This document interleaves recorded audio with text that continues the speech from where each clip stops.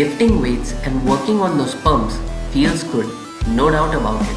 But while getting those six packs and targeting specific muscle groups like triceps or biceps, we forget about mobility. One top notch for that is yoga.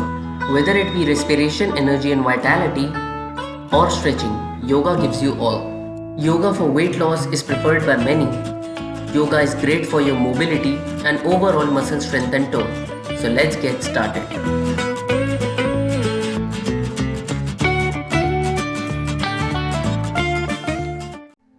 First asana in the second part is Paschimottanasana. As shown in the video, bring your hands and make them touch your toes. It calms the brain and helps relieve stress. Then, keeping one foot on the side and one foot closer to your groin, touch your feet in the similar fashion. It improves your digestion, soothes your headache and anxiety, and also reduces fatigue. Practice on both sides and only stretch as far as you are comfortable with. For doing the further asanas, stretching your inner thighs and hamstrings is important. You can stretch them in that manner as shown in the video. Attach your one leg to some support like a wall or a tree. And then stretch your thighs using your hands. Only stretch as far as you are comfortable with. Do not stretch too much in the first time. Next, sit down in Vajrasana. This asana helps in keeping the mind calm. It relieves the knee pain, strengthens the thigh muscles. Focus on your inner self. Then rest down in Balasana or the child pose. Next set of asanas are preparatory asana for the lotus pose or the Padmasana.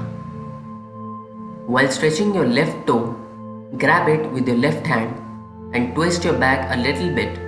Try to touch your right toe with your right hand. Do the vice versa. This asana is great for preparing for Padmasana as it stretches your back. Touching the toe is not important, only stretch as far as you are comfortable with. Avoid any injuries. Next in the set of preparatory asana is the Gomukhasana. Gomukhasana removes stiffness and pain in the hip joints and lower extremities.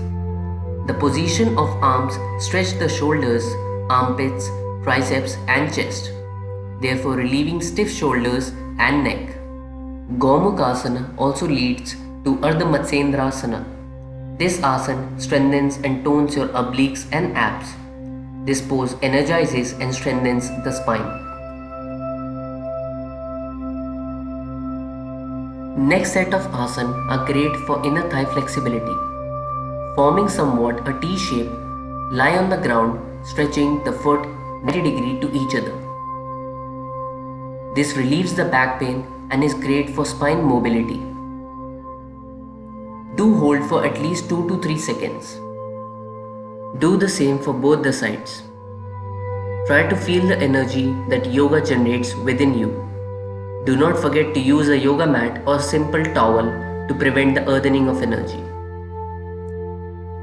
Taking the asana one step further, making the angle greater than 90 degrees, stretch your right foot even further and rest your forehead on your knee.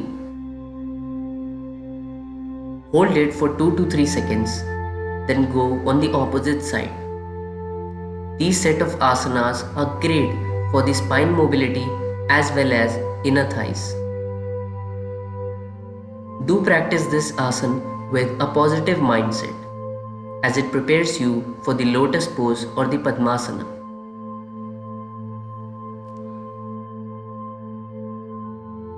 Next is the relaxing pose or Markatasana. It is an excellent yoga pose to cure back pain. It is beneficial in diabetes, improves memory and calms your body.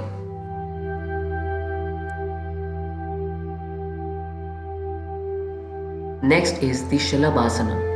Shalabhasana provides you with great amount of core strength.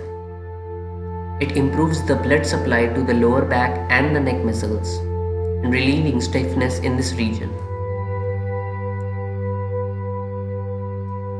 Next is a great asana for the people with thyroid problems, Sarvangasana. Practicing Sarvangasana is not only great for your neck, but it can be done to improve your digestion as well. And it also helps in strengthening the spine and relieving people from back pain. Next asana is not Surya Namaskar but is a variation of it. This asana can be done before doing Surya Namaskar for stretching your back and preventing yourself from any type of injuries. Always do all the yoga asana in a very slow manner. Increasing the speed is not only harmful and as it can lead you to injuries but will not benefit you that much as well. Next is the pose of dancers or the Natarajasana. This asana stretches your chest, shoulders, quadriceps, front body. It also strengthens your upper back, quadriceps, ankles as well as feet. It improves the flexibility in body each time you practice it.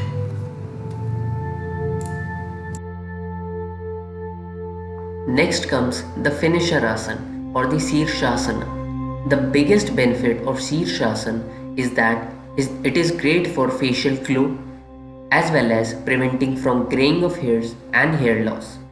Shirshasana directs an oxygen-rich flow of blood to the facial skin, thereby improving the facial complexion. It prevents the hair fall, hair loss or the graying of hair. Shirshasana doesn't only direct enriched blood to the brain, it also sends it to the scalp.